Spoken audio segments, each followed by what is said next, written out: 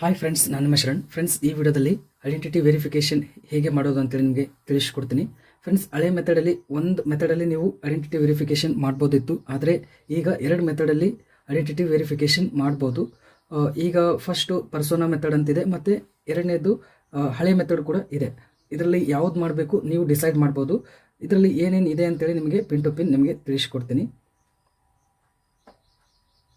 ನೋಡ್ತಾ ಇದ್ರೆ ಈ ಥರ ಬರುತ್ತೆ. ಫಸ್ಟ್ಗೆ ನಿಮಗೆ ಐಡೆಂಟಿಟಿ ವೆರಿಫಿಕೇಷನ್ ಮಾಡಬೇಕು ಅಂತಂದರೆ ಇಲ್ಲಿ ಪಾಪಪ್ ಮೆಸೇಜ್ ಬರಬೇಕು. ಫ್ರೆಂಡ್ಸ್, ಇಲ್ಲಿ ನೋಡ್ತಾ ಇದ್ರೆ ಫಸ್ಟ್ಗೆ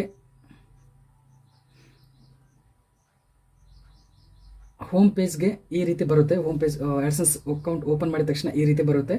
ಐಡೆಂಟಿಟಿ ವೆರಿಫಿಕೇಷನ್ ಮಾಡಬೇಕಿತ್ತು ಅಂತಂದರೆ ನಿಮಗೆ ಈ ರೀತಿ ಪಾಪಪ್ ಮೆಸೇಜ್ ಬರುತ್ತೆ.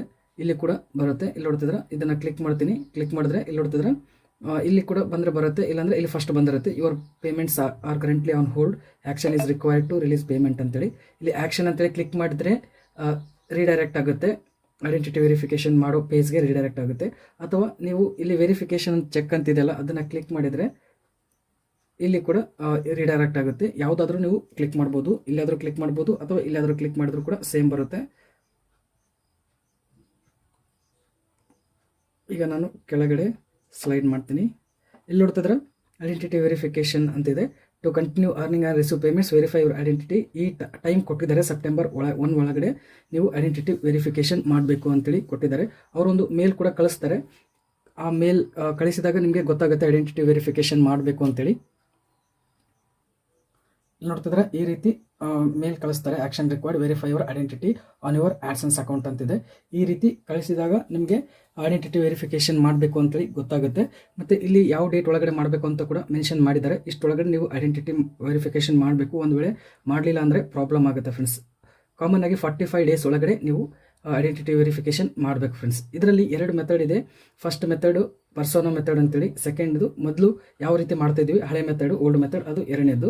ಇದು ಫಸ್ಟ್ನೇದು, ಇದು ಸೆಕೆಂಡ್ನೇದು. Use ID and mail pin verification ಅಂತಿದೆಯಲ್ಲ, ಇದು ಸೆಕೆಂಡ್ ಮೆಥಡ್, ಹಳೆ ಮೆಥಡು. ಇದು ಫಸ್ಟ್ ಮೆಥಡ್ ಏನು ಅಂತಂದರೆ ಇದರಲ್ಲಿ ನೀವು ವೆರಿಫಿಕೇಷನ್ ಮಾಡ್ಬೋದು, ಐಡೆಂಟಿಟಿ ವೆರಿಫಿಕೇಷನ್ ಮಾಡ್ಬೋದು, ಅಡ್ರೆಸ್ ವೆರಿಫಿಕೇಷನ್ ಒಂದೇ ಬಾರಿ ಆಗುತ್ತೆ. ಇದರಲ್ಲಿ ಏನು ಮಾಡಬೇಕು ಅಂತಂದರೆ ನೀವು ಮೊಬೈಲ್ ತೊಗೊಂಡು ನೀವು ಫಸ್ಟು ನೀವು ಪ್ಯಾನ್ ಕಾರ್ಡ್ ಯಾವುದಾದ್ರೂ ಐ ಡಿ ಕಾರ್ಡ್ಸ್ ಇರುತ್ತಲ್ಲ ಆ ಕಾರ್ಡ್ಸ್ನ ತೊಗೊಂಡು ನೀವು ಆವಾಗಲೇ ನೀವು ಐಡೆಂಟಿಟಿ ವೆರಿಫಿಕೇಷನ್ ಮಾಡ್ತಾ ಇರ್ತಲ್ಲ ಆವಾಗಲೇ ಫೋಟೋ ಹೊಡೆದು ಅಪ್ಲೋಡ್ ಮಾಡಬೇಕು.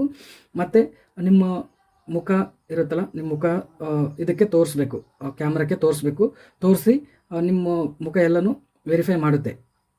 ಇದನ್ನು ಮಾಡಿದರೆ ನೀವು ಮುಖ ತೋರಿಸಿ ಆಮೇಲೆ ಲೆಫ್ಟ್ಗೆ ತಿರುಗಿ ರೈಟ್ಗೆ ತಿರುಗಿ ಅಂತೇಳಿ ಹೇಳುತ್ತೆ.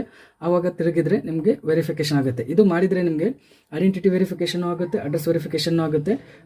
ನಿಮಗೆ ಪಿನ್ ಬರೋ ಅವಶ್ಯಕತೆ ಇರಲ್ಲ. ಅಂದರೆ ನಿಮ್ಮ ಅಡ್ರೆಸ್ಗೆ ಆಡ್ಸೆನ್ಸ್ ಪಿನ್ ಬರುತ್ತಲ್ಲ ಅದು ಬರಲ್ಲ. ಎರಡು ಒಂದೇ ಬಾರಿ ಆಗಿಬಿಡುತ್ತೆ ಫ್ರೆಂಡ್ಸ್. ಇದರಲ್ಲಿ ಈ ರೀತಿ ಅಂದರೆ ಯಾರು ಚಾನಲ್ ಇರುತ್ತೆ ಅವರೇ ಮಾಡಬೇಕಾಗುತ್ತೆ ಇದು, ಮತ್ತು ಬೇರೆಯವ್ರಿಗೆ ಕೊಟ್ಟು ಮಾಡೋಕ್ಕೆ ಆಗಲ್ಲ ಫ್ರೆಂಡ್ಸ್. ಫಾರ್ ಎಕ್ಸಾಂಪಲ್ ನಿಮಗೆ ಐಡೆಂಟಿಟಿ ವೆರಿಫಿಕೇಷನ್ ಅದು ಅಡ್ರೆಸ್ ವೆರಿಫಿಕೇಷನ್ ನಿಮ್ಗೆ ಮಾಡೋಕ್ಕೆ ಬರಲ್ಲ, ನೀವೇ ಮಾಡಿ ಕಡಿ ಅಂತೇಳಿ ನಮ್ಗೆ ಯಾರಾದರೂ ಕೊಡ್ತಾರಲ್ಲ ಆ ಥರ ಇದರಿಂದ ಮಾಡೋಕ್ಕೆ ಬರಲ್ಲ ಫ್ರೆಂಡ್ಸ್. ಯಾಕಂದರೆ ಯಾರು ಚಾನಲ್ ಇರುತ್ತೆ ಅವರೇ ಇದು ಮಾಡಬೇಕಾಗುತ್ತೆ. ಅವ್ರ ಫೇಸು ಟರ್ನ್ ಮಾಡಿ ಎಲ್ಲನೂ ವೆರಿಫೈ ಮಾಡಬೇಕಾಗುತ್ತೆ. ಫೇಸ್ ರೆಕಗ್ನಿಷನ್ ಆಗುತ್ತೆ ಇದರಲ್ಲಿ. ಸೆಕೆಂಡ್ ಮೆಥಡಲ್ಲಿ ಯಾರಾದರೂ ಮಾಡ್ಬೋದು. ನಿಮ್ಮ ಚಾನಲ್ ಇತ್ತು ಅಂತಂದರೆ ನನಗೆ ಆಕ್ಸೆಸ್ ಕೊಟ್ಟರಿ ಅಂತಂದರೆ ನಾನು ನಿಮ್ಮ ಐಡೆಂಟಿಟಿ ವೆರಿಫಿಕೇಷನ್, ಅಡ್ರೆಸ್ ವೆರಿಫಿಕೇಷನ್ ಎಲ್ಲನೂ ಮಾಡ್ಬೋದು. ಅದನ್ನು ಮಾಡಬೇಕು ಅಂತಂದರೆ ಸೆಕೆಂಡ್ ಮೆಥಡಲ್ಲಿ ಮಾಡ್ಬೋದು. ನನಗೆ ಇವರು ಅವ್ರ ಚಾನಲ್ ಕೊಟ್ಟಿದ್ದಾರೆ, ಐಡೆಂಟಿಟಿ ಎಲ್ಲನೂ ಚಾನಲ್ ಮಾನಿಟೈಸೇಷನ್ ಮಾಡಿ ಎಲ್ಲ ಫಸ್ಟ್ ಪೇಮೆಂಟ್ ಬರೋವರೆಗೂ ಎಲ್ಲ ವರ್ಕ್ ಮಾಡಿಕೊಡಿ ಅಂತೇಳಿ ಕೊಟ್ಟಿದ್ದಾರೆ. ಈಗ ನಾನು ಅವ್ರದ್ದು ಐಡೆಂಟಿಟಿ ವೆರಿಫಿಕೇಷನ್ ಸೆಕೆಂಡ್ ಮೆಥಡಲ್ಲಿ ನಾನು ಮಾಡ್ತೀನಿ.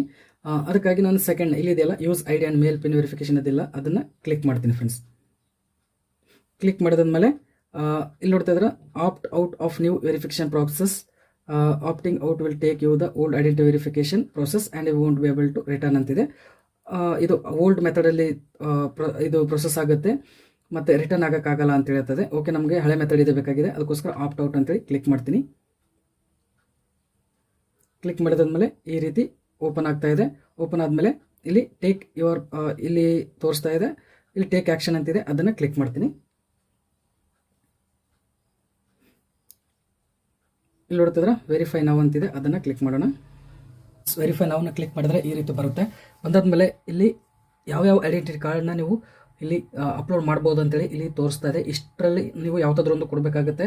ಆದರೆ ಆಧಾರ್ ಕಾರ್ಡ್ ಮಾತ್ರ ಇಲ್ಲಿ ಅಪ್ಲೋಡ್ ಮಾಡೋಕ್ಕಾಗಲ್ಲ. ಒಂದು ವೇಳೆ ಅಪ್ಲೋಡ್ ಮಾಡಿದರೆ ರಿಜೆಕ್ಟ್ ಆಗುತ್ತೆ. ಅದಕ್ಕೋಸ್ಕರ driving licence, passport, PAN card, voter card ಇರುತ್ತಲ್ಲ ಇಷ್ಟು 4ರಲ್ಲಿ ಯಾವುದಾದ್ರೂ ಒಂದು ನೀವು ಅಪ್ಲೋಡ್ ಮಾಡ್ಬೋದು.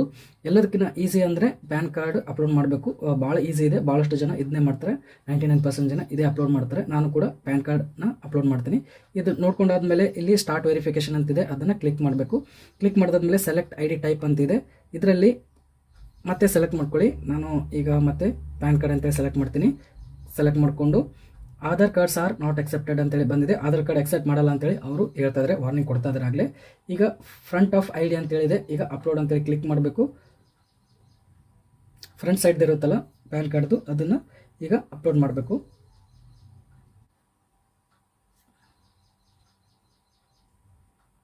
ನಾನು ಡೆಸ್ಕ್ಟಾಪ್ನಲ್ಲಿ ಇಟ್ಟಿದ್ದೀನಿ ಆಗಲೇ.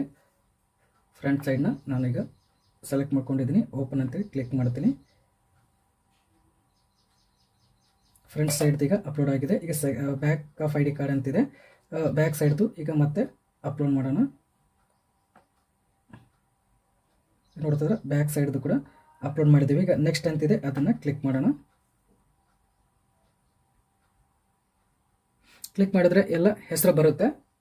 ನೋಡ್ತಿದ್ರೆ ಎಲ್ಲ ಅವ್ರದ್ದು ಹೆಸರು, ಎಲ್ಲನೂ ಅಡ್ರೆಸ್ ಎಲ್ಲ ಬರುತ್ತೆ, ಊರು, ಪಿನ್ ಕೋಡು ಎಲ್ಲನೂ ಬರುತ್ತೆ. ಕರೆಕ್ಟ್ ಇದೆಯಲ್ಲ ಅಂತೇಳಿ ಚೆಕ್ ಮಾಡಿ.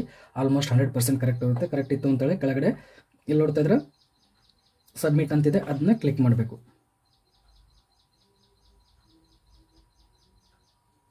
ನೋಡ್ತಾ ಇದ್ರೆ ವೆರಿಫಿಕೇಶನ್ ಸಕ್ಸಸ್ಫುಲ್ ಅಂತಿದೆ. ಐಡೆಂಟಿಟಿ ವೆರಿಫಿಕೇಶನ್ ಕಂಪ್ಲೀಟ್ ಆಯಿತು ಫ್ರೆಂಡ್ಸ್. ಇಷ್ಟೇ ಸಿಂಪಲ್ ಇದೆ. ಹಳೆ ಮೆಥಡಲ್ಲಿ ಭಾಳ ಅಂದ್ರೆ ಭಾಳ ಸಿಂಪಲ್ ಇದೆ. ಆದರೆ ಇದರಲ್ಲಿ ಇನ್ನೊಂದು ಏನು ಅಂತಂದರೆ, ಅಡ್ರೆಸ್ ವೆರಿಫಿಕೇಶನ್ ಮಾಡಬೇಕು ಅಂತಂದರೆ ನಿಮಗೆ ನಿಮ್ಮ ಅಡ್ರೆಸ್ಗೆ ನಿಮ್ಮ ಊರ ನಿಮ್ಮ ಮನೆ ಅಡ್ರೆಸ್ ಇರುತ್ತಲ್ಲ, ನಿಮ್ಮ ಊರಾಗಲಿ ಯಾವ ಸಿಟಿನಲ್ಲಿ ಎಲ್ಲಿ ಇರ್ತಾರೆ ಅಲ್ಲಿಗೆ ಒಂದು ಆಡ್ಸೆನ್ಸ್ ಪಿನ್ ಬರುತ್ತೆ. ಆ ಪಿನ್ ಬಂತು ಅಂತಂದರೆ ಅದನ್ನು ನೀವು ಇಲ್ಲಿ ಎಂಟರ್ ಮಾಡಬೇಕಾಗುತ್ತೆ. ಅದು ಅಡ್ರೆಸ್ ವೆರಿಫಿಕೇಶನ್ ಮಾಡಬೇಕಾಗುತ್ತೆ. ಇದೊಂದು ಸ್ವಲ್ಪ ಕಷ್ಟ ಆಗುತ್ತೆ. ಅದು ಬಿಟ್ಟರೆ ಭಾಳ ಸಿಂಪಲ್ ಈಸಿ ಇದೆ friends. Identity verification, address verification ತುಂಬ ಈಸಿ ಇದೆ. ಫಸ್ಟ್ ಮೆಥಡಲ್ಲಿ ಪರ್ಸೋನಾ ಮೆಥಡ್ ಇದೆಯಲ್ಲ, ಆ ಮೆಥಡಲ್ಲಿ ಒಂದೇ ಬಾರಿ ನೀವು ಮಾಡ್ಬೋದು. ಅದಕ್ಕೆ ಮುಖ ತೋರಿಸಿ ಈ ಥರ ಲೆಫ್ಟ್ ಸೈಡ್ ತಿರುಗಿ ಇಲ್ಲ ರೈಟ್ ಸೈಡ್ ತಿರುಗಿ ಅಂತ ಹೇಳುತ್ತೆ. ಎಲ್ಲ ಮಾಡಿದರೆ ಅದು ಸ್ವಲ್ಪ ಕರೆಕ್ಟ್ ಆಗೋ ಚಾನ್ಸಸ್ ಇರುತ್ತೆ, ಇಲ್ಲಾಂದರೆ ಸ್ವಲ್ಪ ಪ್ರಾಬ್ಲಮ್ ಆಗೋ ಚಾನ್ಸಸ್ ಇರುತ್ತೆ. ಇದು ತುಂಬ ಈಸಿ ಇದೆ ಫ್ರೆಂಡ್ಸ್, ಏನೂ ಪ್ರಾಬ್ಲಮ್ ಆಗಲ್ಲ.